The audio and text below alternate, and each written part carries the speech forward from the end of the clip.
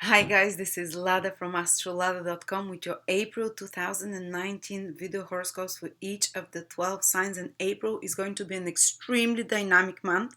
Guys, till the 20th of April we have absolutely no fixed signs. Planets are, in changeable, mutable signs, so there'll be a lot of fluidity, a lot of changes that are happening, but we have a powerful alignment that happens so rarely. That's happening in April. We're going to have four planets in their own sign or sign of exaltation. It will be powerful manifesting time, but with a lot of changes. So it's not going to be fixed, it's not going to be fluid, but some tremendous amazing results can happen. So I'm going to lead you sign by sign through each one of those influences. For each sign, I just wanted to let you know that we're starting a predictive course with Victor.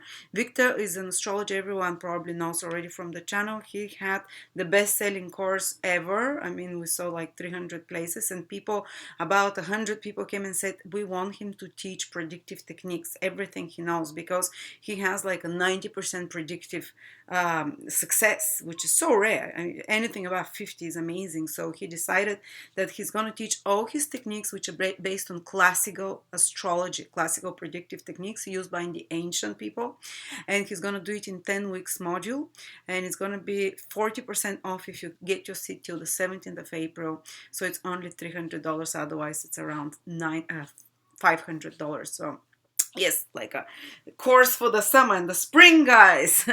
Really, I'm very excited about it, to learn about that as well.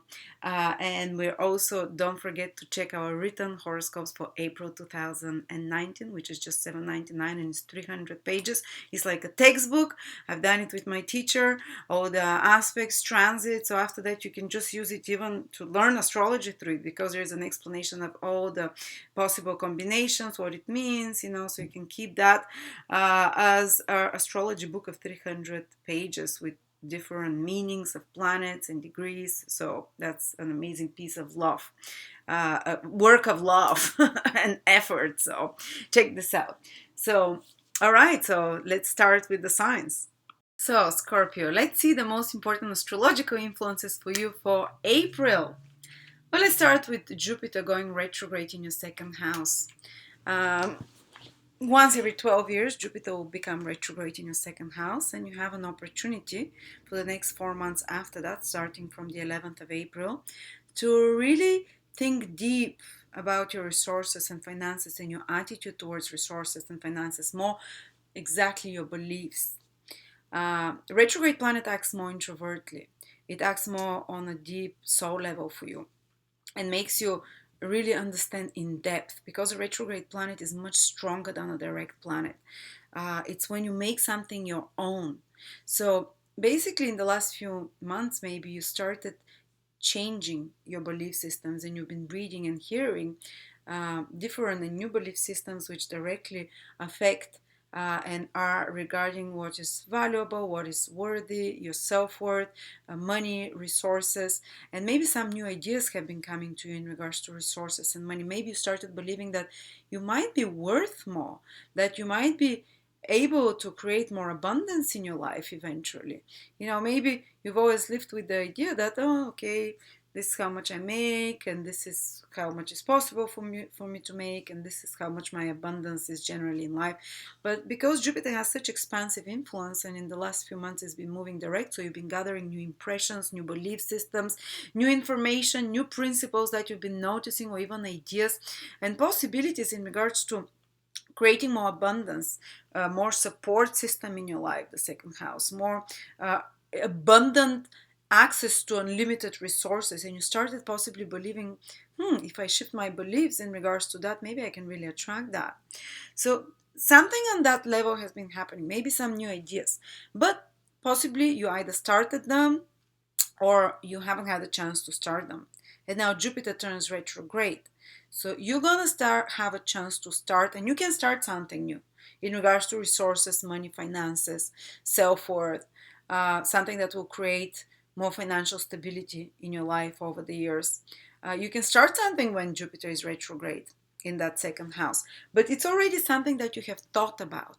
It's already something that you've been working on, or something that you have just thought about, and this opportunity comes back to you. Or maybe you just heard about it, you heard a principle, you heard And now you're going to start applying it. The real hard work is when a planet is retrograde, because it demands now that it's new principles that you acquired or heard, or you learned, because Jupiter is all about learning, that you implement them now in practical level internally, make them your own, understand them on a deep level, and transform through that your whole belief system, and through that your whole vibration, and through that your whole reality in regards to your resources. And when Jupiter turns direct again in your second house by the summer, August, something like that, or July it was, when it turns direct, you are going to have these new beliefs and principles, and those new ideas that you've picked up, they'll be so deeply ingrained in you that you won't have to consciously work on them. They become part of your vibration, and you start acting,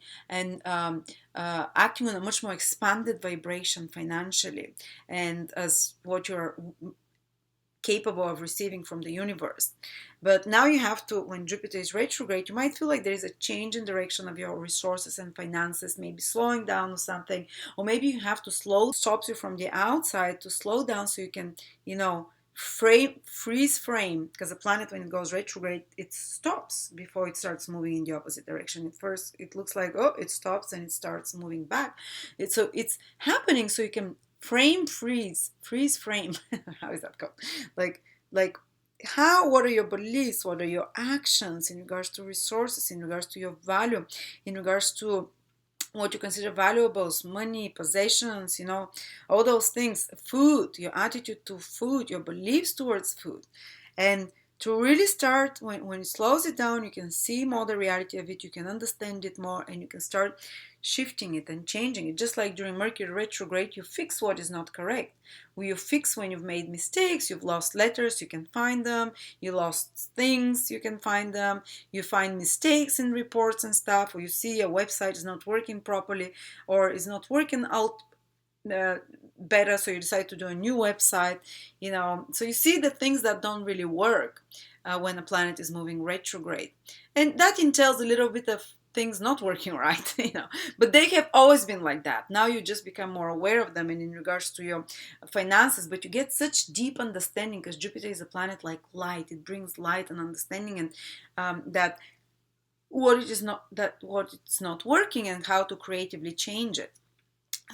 So you have an opportunity over the next 4 or 5 months to change with your creative mind, which is Jupiter, to understand on a higher level the what is blocking you, the dynamics of your abundance blocks that you might have, to understand them and release them. Jupiter has a healing influence to do some of the hard work, and you can even, during Jupiter retrograde now, have a creative visualizations daily. This is the hard work you have to do, or maybe some kind of a hypnotherapy that you do, like a tape that you listen, or list that you write of things you're grateful for, of things that you really want to acquire, things that you really of affirmations that shift your beliefs about abundance and the availability of resources, and your worthiness, because the second house is how worthy you feel, or your attitude towards food. Start shifting your belief systems. For example, I long time ago, and that happened during Jupiter in my second house, actually, I had a very unhealthy relationship with food.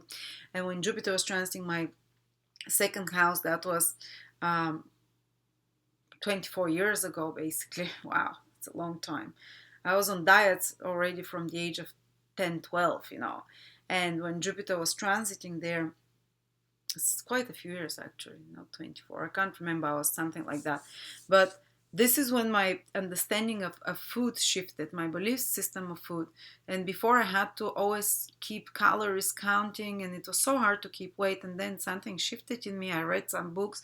I focused on this in my mind, and ever since I can eat whatever I want. Food is not primary for me.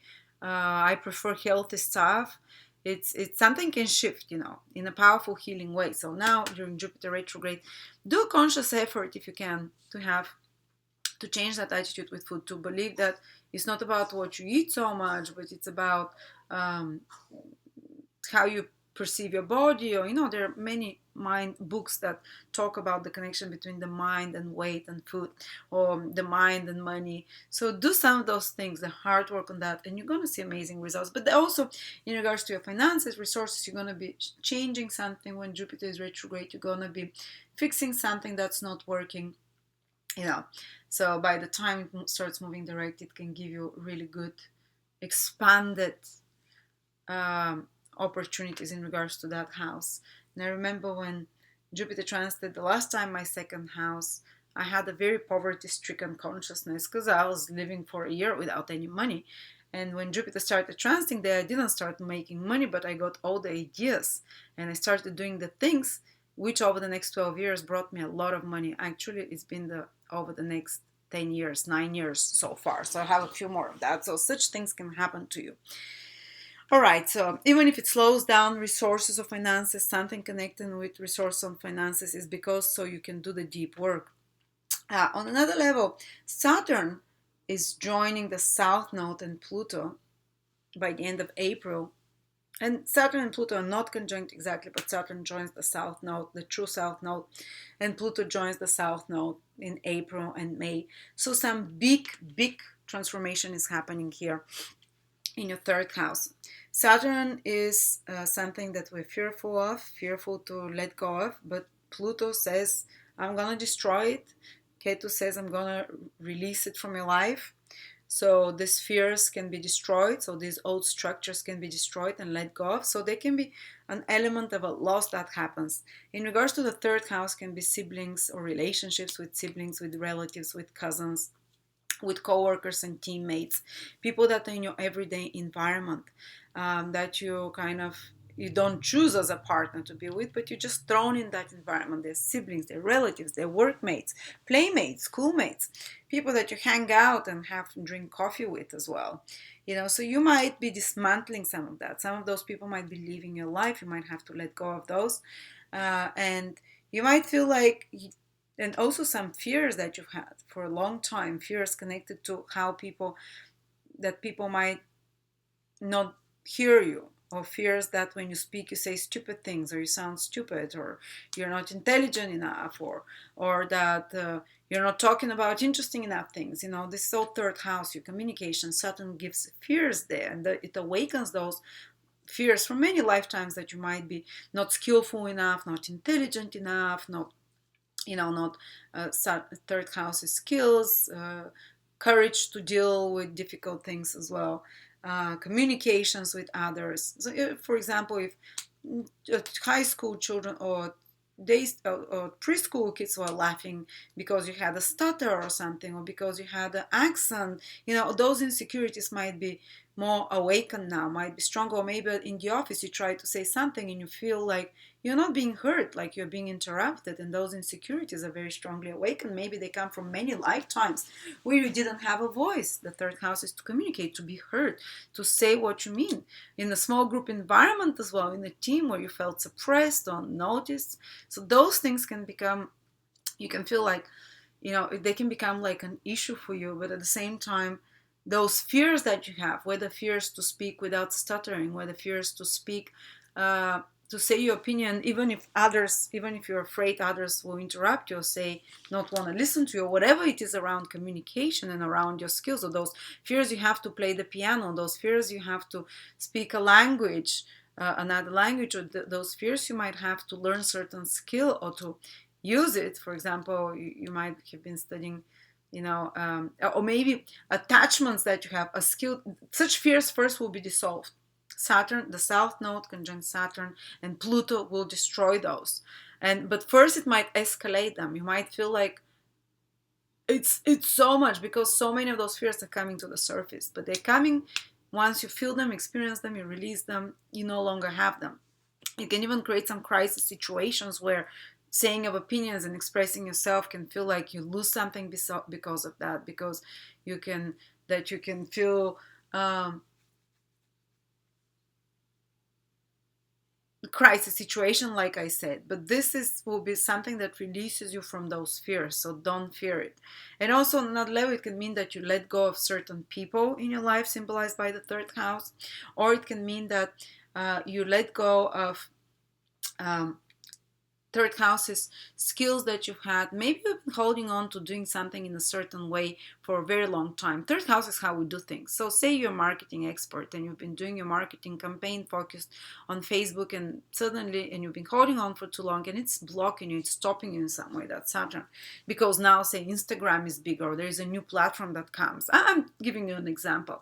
So now finally it's time to let go of you holding on to those old ways of doing something, whether it's how you're doing your reports at work, whether it's what software you're using, whether it's what kind of astrological system you're using. So you've been using always the Placidus house system. Well, maybe now you have to start, and it's a 1-year process because this transit will repeat a few times. You might have to release your attachment to this old way of doing things, old system, old way of techniques that you have, or working process, or way of using your skills. And the old technique that you're using will be destroyed. And actually, it's time for you to do that. And you feel relieved after that. You'll be like, so glad. I've been just holding on to that as a straw, as a drowning man to a straw.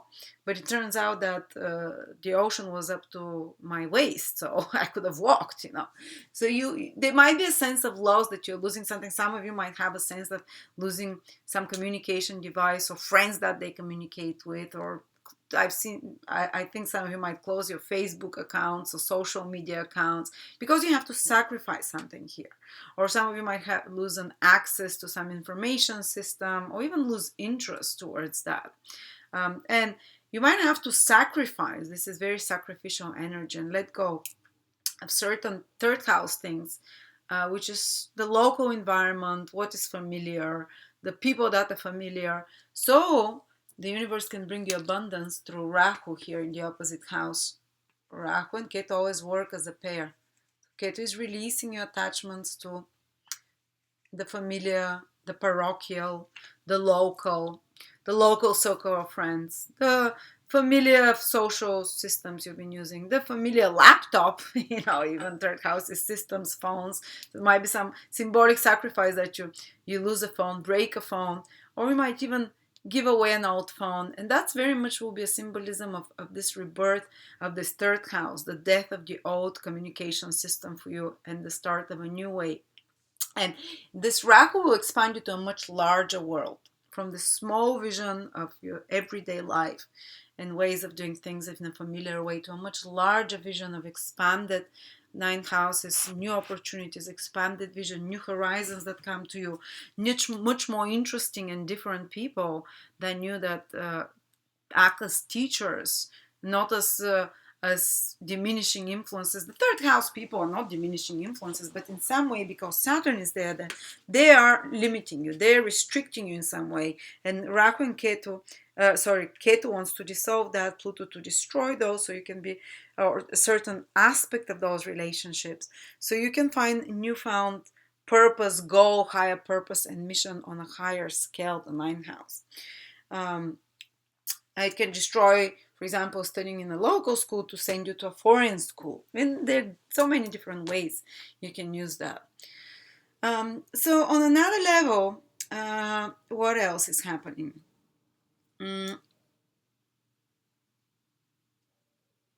It might be, for example, giving up one type of a transportation system, giving up your car to start bicycling, but that will open a totally new universe for you of new undiscovered possibility. The 9th house and luck, the 9th house is luck, so luck can open. I'm not saying maybe you give up a bicycle for a car, one way of some type of transportation system as well, 3rd house, is that you let go or lose, but new ones will be rebuilt there.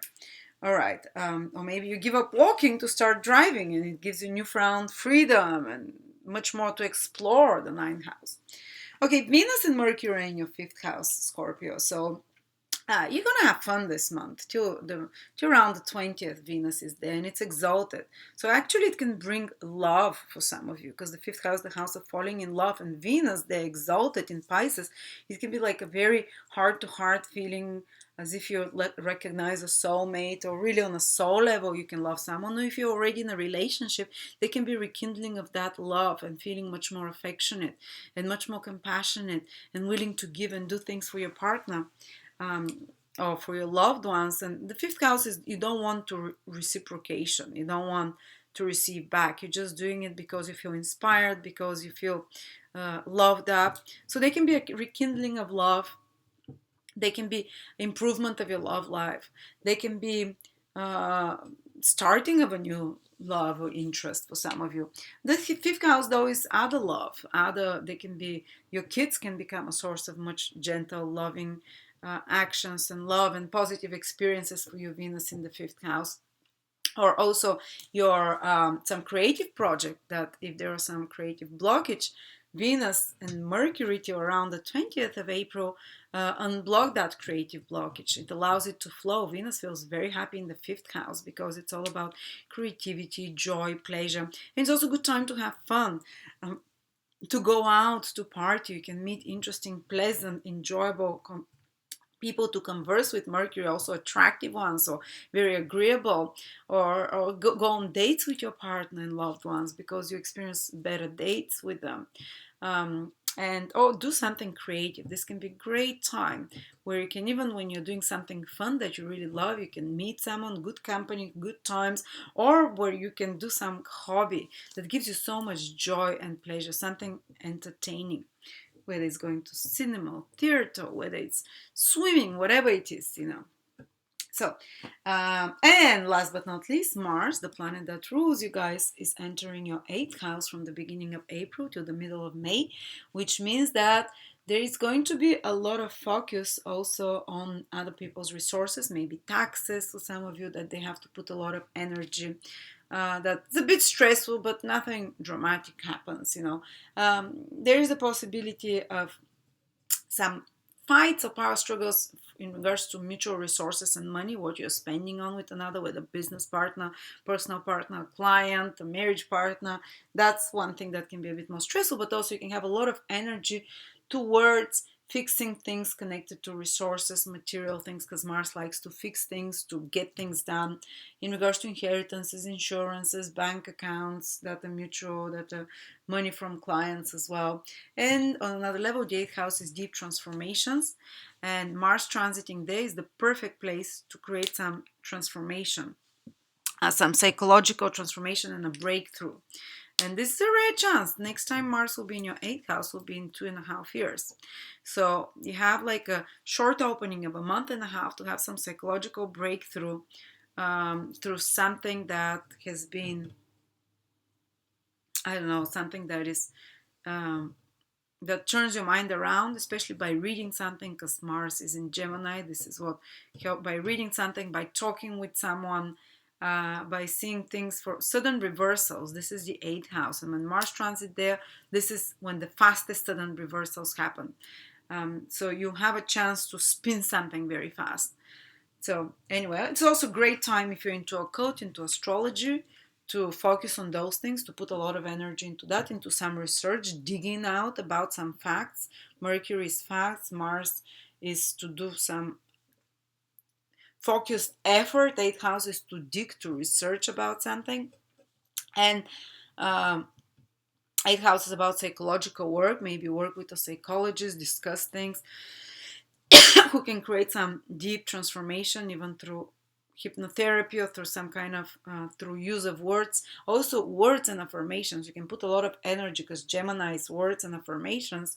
Mars put a lot of energy of repeating something, and in regards to some transformational what's that called, transformational affirmations or thoughts. So maybe you can try and transform the 8th house, how you talk, by having the enthusiasm and the energy to do that, because how you talk manifests into your life.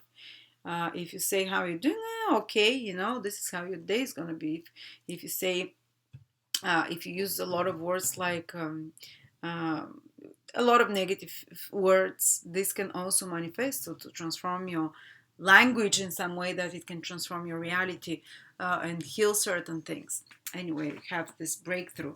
And of course, Mars in the 8th house can increase the desire for hidden sexual relations or private sexual relations, and it can increase the sex drive And on that positive note, thank you so much. Don't forget to check the predictive techniques, ancient predictive techniques, 10-week module. It's going to be about 30 hours of classes with Victor, and I'll be there because he's teaching us the classical methods, which are not modern astrology. It's classical, but it's made easy. It's very simple. It's simplified, but after this course, you can be qualified predictive astrologer, basically. And these methods that he uses have 90% predictability success. So I've never seen anything beyond 50-60. So that's something amazing. Plus, check out the written horoscopes for April. 300 pages. It's a textbook that you can use for years after that for the description of those transits and meanings. So yes, a work of love. So thank you so much, and I'll see you next week, month, whatever you tune in.